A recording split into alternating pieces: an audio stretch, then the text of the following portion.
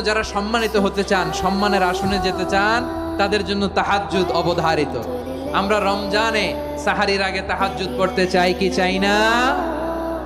এই নামাজটারে আল্লাহ বড্ড ভালোবাসেন। কেন জানেন? কারণ গভীর ঘুমকে স্যাক্রিফাইস করে আমরা এই নামাজ পড়ি। ঘুমের আরবি জানা আছে কারো? ঘুমরে আরবিতে কি বলে?